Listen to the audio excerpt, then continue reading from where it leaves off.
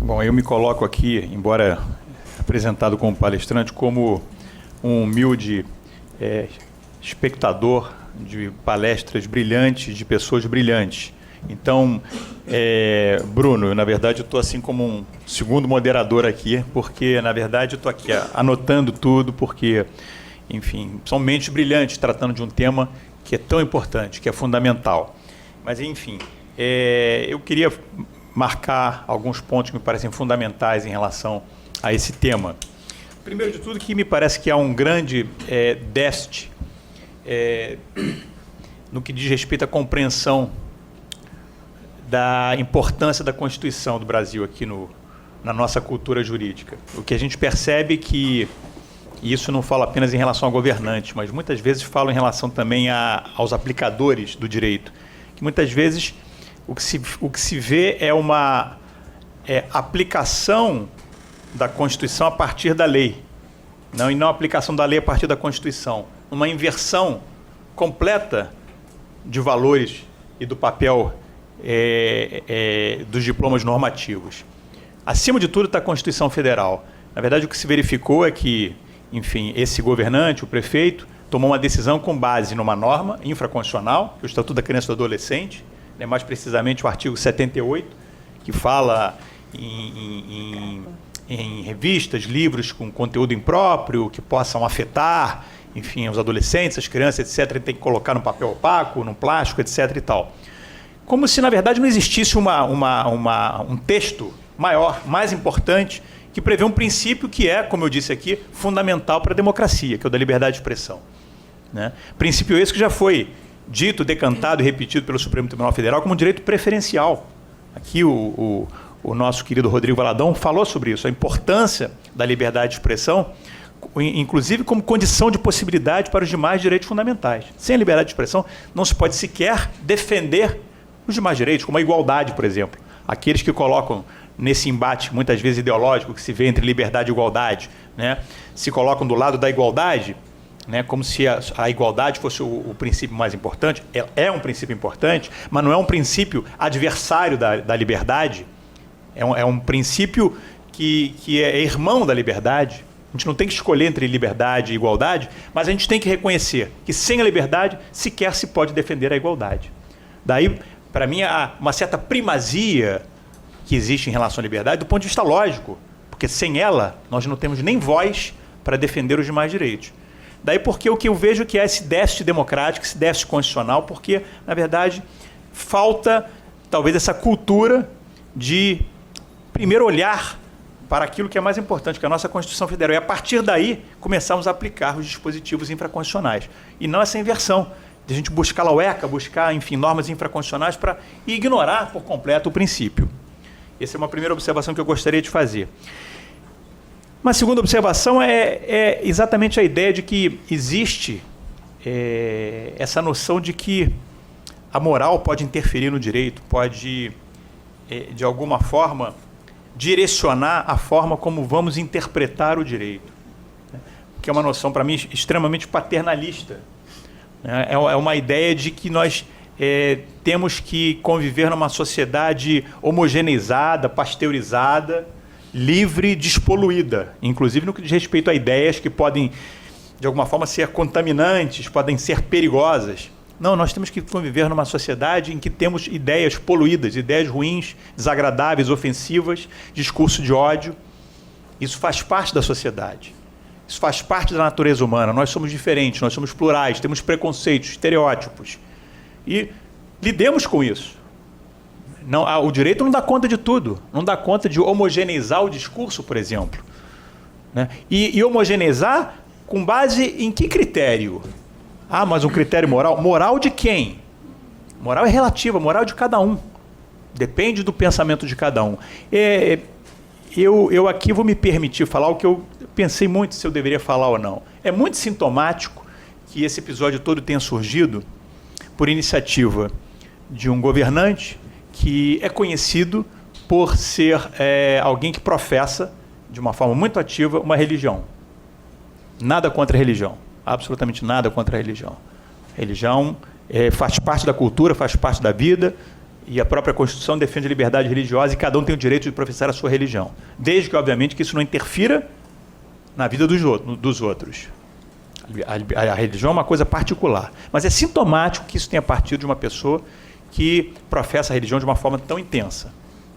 E que depois essa decisão tenha sido apoiada, não sei se depois eu vou sofrer as consequências, digamos assim, institucionais disso, por alguém, nosso presidente, que também é uma pessoa conhecida por professar de uma forma muito intensa uma religião. O que eu quero dizer com isso? O que eu quero dizer é que nós somos influenciados pela nossa cultura, nós somos influenciados pela nossa forma de ver o mundo e a vida. Só não podemos deixar que isso influencie o nosso trabalho na hora de aplicar o direito, na hora de enxergar o direito. Nesse momento, nós temos que suspender os nossos preconceitos, a nossa visão de mundo, inclusive as nossas crenças, né? Eu posso, enfim, se eu for um católico, apostólico, romano, achar que o homossexualismo é uma abominação. A primeira vez que eu ouvi isso, já foi há muitos anos, de um conhecido meu, foi um choque para mim ouvir essa expressão. Mas é uma crença. Para alguns, o homossexualismo é uma abominação. É o direito da pessoa de acreditar nisso. Só não é possível que, com base nessa crença, se interprete uma norma jurídica, né? Se tome uma decisão que vai interferir na vida de pessoas, que vai restringir direitos de minorias, que vai diminuir ou discriminar um determinado grupo, que é o que, no final das contas, acabou acontecendo. Eu coloquei aqui alguns slides apenas para mostrar como que a moral é algo relativo, né? Aqui nós temos uma obra aqui do Manet, que na época que Olímpia, na época que foi levada a público, causou um escândalo. Hoje em dia a gente olha isso aí, é um nu muito bonito, né? Mas que na época foi um escândalo, porque retratava supostamente uma mulher bela, né, na flor da idade, com um olhar, digamos assim, desafiador. Era um nu diferente porque mostrava a mulher olhando, né, claramente para quem está exibindo, para quem está apreciando o quadro, né? Um olhar até, de certa forma, desafiador. Ela empoderada, para usar uma palavra da moda, da sua beleza, da sua sexualidade. E com a mucama ali, né? A mucama negra ali. E ela ali, Olímpia, supostamente uma prostituta, enfim, não era o nome que se dava, mas, enfim, uma cortesã nua e olhando, desafiadora, ciente da sua beleza, do seu poder, né? Aquele poder que humilha o homem, né? E que tem o homem na palma da mão. E isso causou um escândalo na época. Hoje, usando uma expressão do jovem, não dá nada isso aí, né? Pode passar outro. Quem é que está? Isso aí é uma obra clássica. Além de ser o que vocês sabem o que é, isso é uma obra clássica. É uma obra que faz parte da história das artes plásticas, né? Que é talvez a maior representação do realismo na pintura. Que na época, não preciso dizer para vocês, foi um escândalo terrível, né?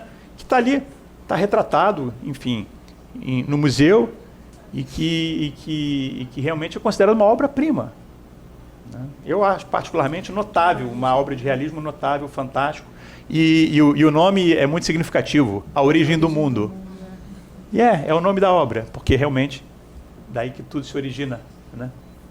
Só que isso até hoje, não só na época, mas até hoje causa polêmica, a tal ponto de que quando um determinado usuário postou isso no Facebook, ele foi censurado. Tiraram, enfim, essa fotografia, porque pelos critérios, né, do Facebook, daquela rede social, isso é ofensivo.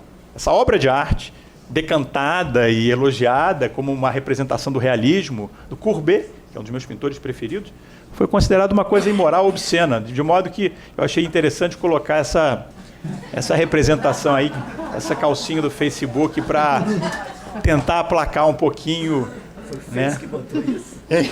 Não foi o Face, não. Eu que achei interessante, porque representa bem o que poderia talvez ser aceitável no Facebook, né? Talvez com essa calcinha aí do Facebook a coisa passasse, fosse melhor.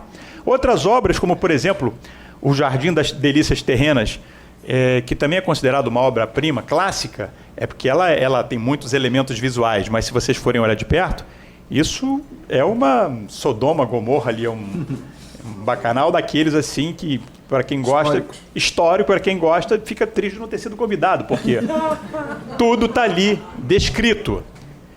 E a ideia de que isso possa, de alguma forma, deturpar a mente de alguém, é porque alguém já tem a mente deturpada, né? Quem pensa isso, a meu ver, é porque já tem a mente deturpada. A gente está aqui há mais de uma hora e ninguém apareceu. Bom, esse episódio aí vocês devem lembrar, é recente, da nossa história recente aqui no Brasil.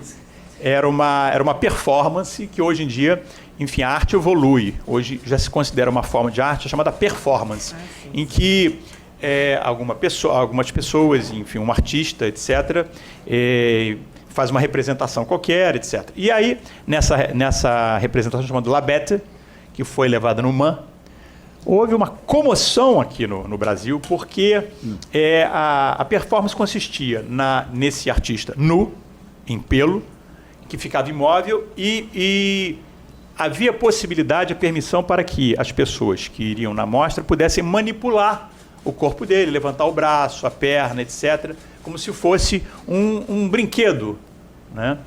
E essa mostra estava aberta ao público em geral. E uma mãe, acompanhando a sua filhinha, quer dizer, a menina, obviamente, estava como a sua responsável, participou dessa representação, dessa performance, e a menina tocou o pé do artista.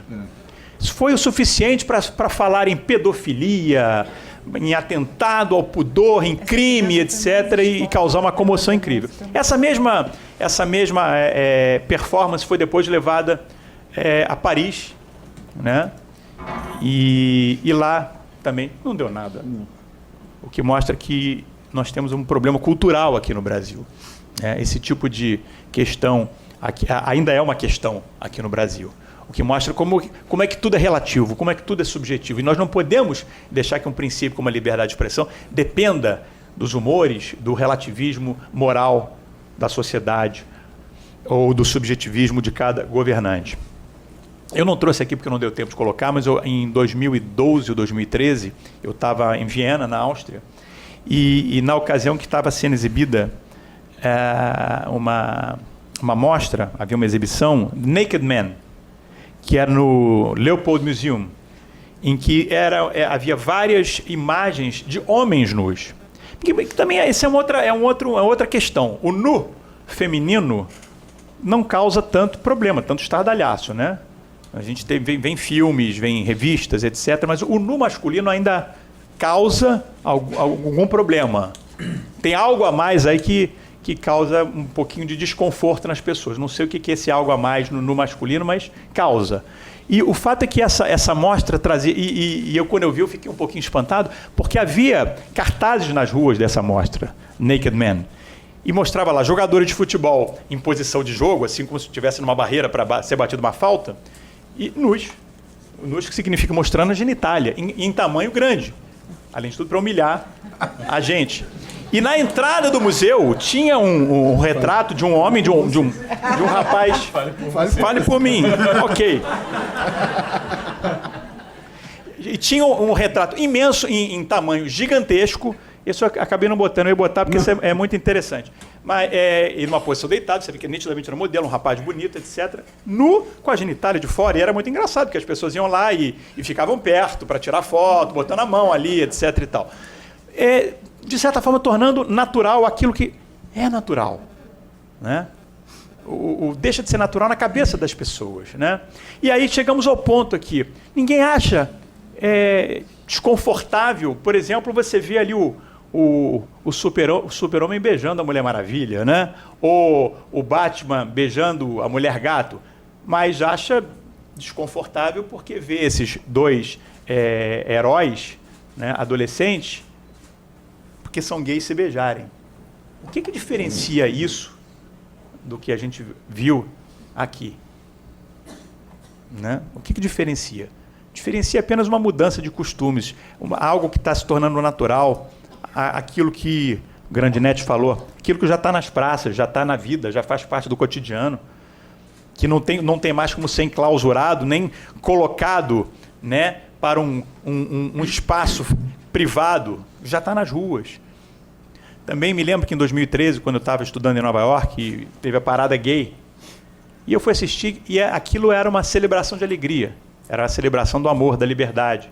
E tinha lá, do lado de fora, e por isso que eu acho que os Estados Unidos têm muito a nos ensinar, do lado de fora tinha lá os grupos religiosos com seus cartazes, vocês vão para o inferno, etc. e tal, mas tudo bem. Eles passavam em frente aos cartazes, dançavam, mandavam um beijo, etc. É isso, aí liberdade de expressão é isso. Você acredita que o outro vai para o inferno, né? Aí você passa em frente ao outro, dança e manda beijinho.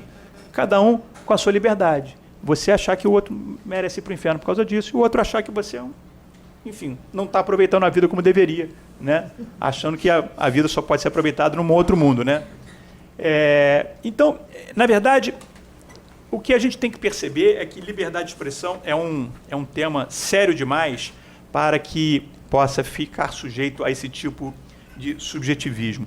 Eu aqui queria ressaltar algumas coisas, eu vou falar rapidamente para poder já dar a palavra aqui para o meu querido Gustavo Birenboim. A liberdade de expressão ela é importante por várias razões. Tá?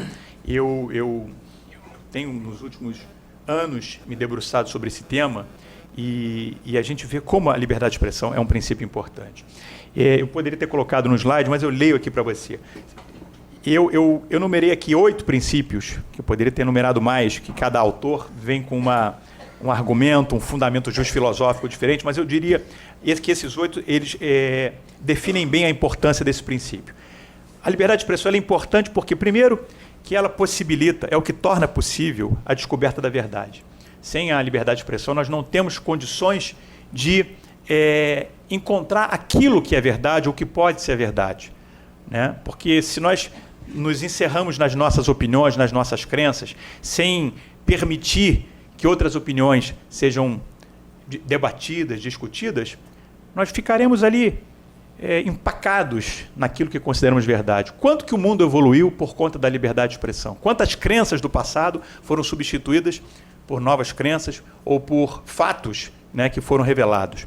Então, em primeiro lugar, ela é importante porque possibilita a descoberta da verdade. Segundo, ela é essencial para o autogoverno. Sem liberdade de expressão, nós não temos como participar das políticas públicas, não podemos, de alguma forma, interferir naquilo que é essencial para a nossa sociedade. Em terceiro lugar, ela contribui para a própria promoção da democracia. Sem a liberdade de expressão, nós não temos aquela sensação de pertencimento a uma democracia, uma sociedade democrática. Porque nós não temos voz, como é que a gente vai achar que vive numa sociedade democrática? Em quarto lugar, ela propicia o controle dos atos do governo, aquilo que a gente chama aquela função de watchdog, né? A gente, através da liberdade de expressão, a gente pode denunciar aquilo que a gente vê como sendo errado, como aquilo que tem que ser corrigido, as falhas, a corrupção, etc. Além de tudo, ela ensina, e isso é muito importante no momento em que a gente está vivendo, e esse incidente demonstra a importância disso, ensina a conviver com a diversidade e a pluralidade.